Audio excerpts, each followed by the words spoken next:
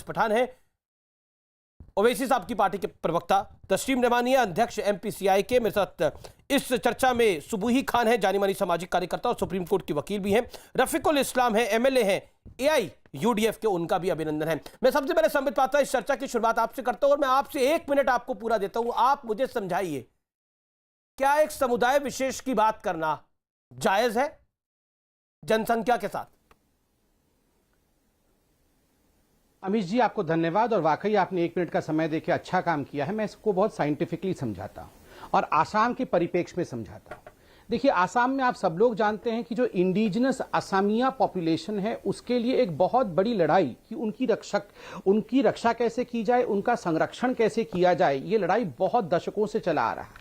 और लगभग 1979 से लेकर 1985 तक आसाम का ये एक लड़ाई सड़कों पर लड़ा गया था, जिसमें जो इंडिजिनस लोग हैं उन्होंने अपने अधिकार के लिए लड़ा था। लगभग 900 लोग इसमें शहीद हुए थे और अंततः 1985 में राजीव गांधी उस समय प्रधानमंत्री थे, आसाम अकॉर्ड साइन किया गया था कि हां, जो इंडिजिनस असमिया हैं उनकी रक्षा की जाएगी। जो इंडिजिनस असमिया है उसमें हिंदू भी हैं, उसमें मुसलमान भी हैं।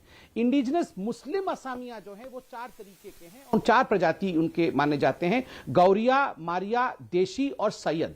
ये 4 हैं और इनके ऊपर कोई प्रश्न नहीं उठा रहा है क्योंकि वे वहां के मूल निवासी हैं। मगर जो घुसपैठिए हैं, जो माइग्रेंट्स हैं, इमिग्रेंट्स हैं, जो बाहर शरणार्थी नहीं घुसपैठिए हैं, वो बंगाली स्पीकिंग मुस्लिम है। उनको वहां पर मियां के नाम से कहा जाता है। इसको गाली मत समझिए, ये टर्मिनोलॉजी अंग्रेजों के समय से चला आ रहा है और लोकल डायलेक्ट में मियां कहा जाता है। तो जो भी हेमंतो बिस्वा शर्मा जी ने कहा है वो उन लोगों के लिए कहा है, इंडिजिनस मूल मुस्लिमों के लिए नहीं कहा है जो घुसपैठिए मुसलमान हैं, क्योंकि उन्होंने मंदिरों पर कब्जा किया है, सताराओं पर कब्जा किया है, वन क्षेत्र पे कब्जा किया है, गरीबी हुई है, डेमोग्राफिक चेंजेस हुए हैं और इंडिजिनस लोग उनके ऊपर खतरा आया है।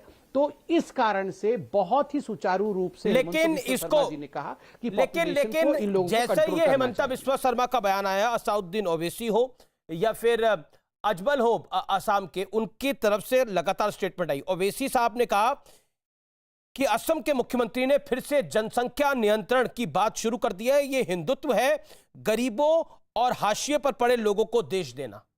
उन्होंने हिंदुत्व से इसको जोड़ा है। 30 सेकंड में इसका भी जवाब दीजिए। मुझे 20 सेकंड दीजिए।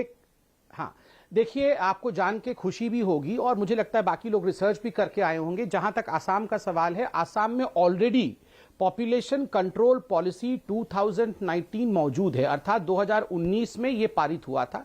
कोई भी व्यक्ति जिसके 2 बच्चे से अधिक है वो गवर्नमेंट सर्विस नहीं कर सकता है और पंचायत के चुनावों में भी जिसके 2 बच्चों से अधिक है वो कॉन्टेस्ट नहीं कर सकता है, सरपंच इत्यादि नहीं बन सकता है।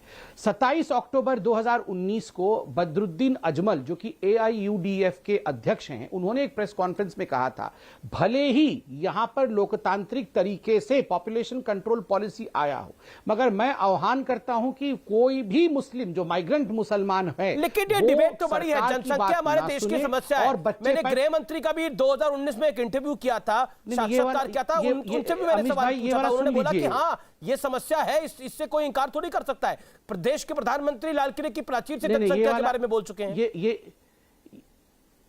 अमीश जी, आपको यह स्टेटमेंट सुनना चाहिए जो बदरुद्दीन अजमल ने एक तरह से ऐलान किया था, आह्वान किया था 27 अक्टूबर 2019 को। उन्होंने कहा था, कानून कुछ भी हिंदुस्तान का आ जाए, कानून कोई भी आसाम का आ जाए, मुसलमानों को बच्चा पैदा करते रहना चाहिए, जितना चाहे उतना पैदा करे और गवर्नमेंट सर्विस में रहे या ना रहे, हम अपने अधिकारों को छीन के लेंगे। मुझे लगता है संविधान सबसे बड़ा होता है। अगर आसाम के संविधान के पटल पर, अगर उनके असेंबली के पटल पर संविधान के अनुरूप एक कानून पारित हुआ है, उस कानून का पालन सबको करना चाहिए और उस कानून के दायरे में सबको रहना चाहिए, चाहे हिंदू हो या मुसलमान हो। इसको हिंदू और मुसलमान में बांट करके देखने का प्रयास क्यों किया जा रहा है? नहीं, तो कांग्रेस के राशिद अल्वी ने भी बोला है कि अब आप जनसंख्या में भी हिंदू मुसलमान कर रहे हैं। ये तो राशिद अल्वी ने भी बोली है आज बात। लेकिन मैं अब रुक करता हूं वारिस पठान का। वारिस पठान, जनसंख्या अगर नियंत्रित होगी तो इसका फायदा तो वारिस पठान को भी मिलेगा, संबित पात्रा को सिर्फ थोड़ी मिल जाएगा, सबको मिलेगा। जनसंख्या अगर नियंत्रित होगी, चाइना ने अगर अपनी जनसंख्या को नियंत्रित ना किया होता तो आज उनका हश्र क्या होता, ये हम सब जानते हैं। इसमें हर्ष क्या है? अमीश भाई, सबसे पहले तो मैं हेमंत बिस्वा शर्मा ने जो बयान दिया उसका खंडन करता हूं कि यह बेबुनियाद बयान है। बिना किसी इंपेरिकल डेटा के सपोर्टिव ये बयान उन्होंने दिया है।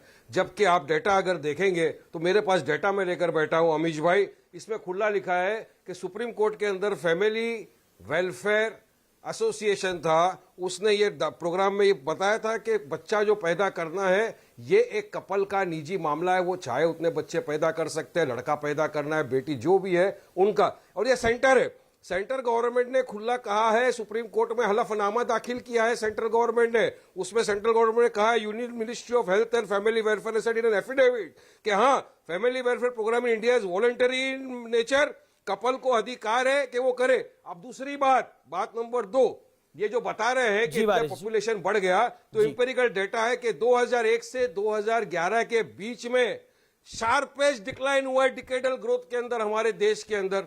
ये तो डेटा बता रहा है 100 बरस के अंदर सबसे कम जो ग्रोथ हुआ है वो 2001 से 2011 के बीच। तो क्या इसका मतलब ये है कि लोग जो सेंटर सुप्रीम कोर्ट में हलफनामा दाखिल करता है, एफिडेविट फाइल करता है, वो गलत है? मैं संबित पात्रा बैठे उससे पूछना चाहता हूं, मेरे भी काफी दोस्त है नॉन मुस्लिम, अमीश भाई मैं आपको बताना चाहता हूं कितने सांसद हैं। एक सवाल है, अगर आप इजाजत दो तो मैं एक सवाल आपसे पूछूं तो वारिस पठान, ये मेरा एक सवाल है आपसे, बड़ा महत्वपूर्ण है। एक सेकंड, आपने बड़े सारे इंपेरिकल डाटा दिए, मैं अभी आपसे एक सवाल पूछता हूं, एक इंपेरिकल क्वेश्चन ही है आपसे मेरा, मुझे उम्मीद है आप जवाब देंगे। अब आप मुझे बताइए, आपके घर में या फिर किसी के घर में, मैं ABC उसको ले लेता हूं, ABC की इनकम है 25,000 या 50,000 और वो 2 बच्चों को तो पाल सकता है, वो 6 बच्चों को कैसे पालेगा? संसाधन कम होंगे ना। इसमें कौन सा इंपेरिकल डाटा करा चाहिए हमें कि हमें अपना जीवन हमें बेहतर मिले, जो बच्चे हमने पैदा करे हैं उनको हम अच्छा पढ़ाएं लिखाएं आगे बढ़ाएं, इसके लिए कौन सा इंपेरिकल डाटा चाहिए? इसके लिए कौन सी पॉलिसी चाहिए?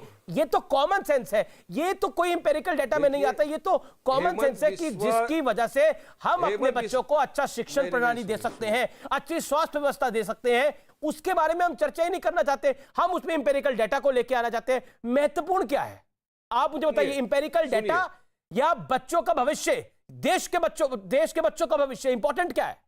बताइए ना। है कि हमारे देश के बच्चों का भविष्य उज्जवल हो, हम सब चाहते हैं कि हमारा देश आगे बढ़े, तरक्की करे, हमारे देश के बच्चों का भविष्य इक्वल हो। हेमंत बिस्वा शर्मा ने करेंगे और व्यवस्था 100 की करेंगे और उसको और उसकी खपत के लिए 200 होंगे तो व्यवस्था कैसे बेहतर होगी, भविष्य कैसे बेहतर होगा? आप बताइए ना। बॉम्बे की, आप तो मुंबई में रहते हैं, आपसे बढ़िया वारिस भाई कौन एग्जाम्पल दे सकता है? मुंबई की लोकल ट्रेन में क्या हाल होता है? अभी तो लॉकडाउन की स्थिति है, लेकिन उससे पहले क्या हाल होता था बताइए? किसी से छुपी हुई है क्या बातें? हम भरी दोपहरी में आंखें बंद करके कहना चाहते हैं कि बाहर अंधेरा है जी, कैसे कोई मान लेगा? बताइए वारिस पठान। अरे सुनिए तो सही, आपने सवाल किया तो मेरी जवाब तो सुनिए। कौन जवाबदार है इसका? उसका भी डेटा है, ये लोग तो आते नहीं है, हेमंत बिस्वा शर्मा ने पढ़ के नहीं आया। डेटा है कि 21% जो अपर कास्ट के लोग हैं। वारिस भाई मुंबई की लोकल ट्रेन का कौन सा डेटा है? लोकल ट्रेन में कितने लोग हैं? उनके हाथ में है। अरे तो क्या खाली मुसलमानों के बच्चे हैं वहां पे? तो किसने बोला मुसलमान की बात है? मेरे साथ आइए, मेरे कितने दोस्त हैं नॉन मुस्लिम, 5-5, 7-7 बच्चे हैं।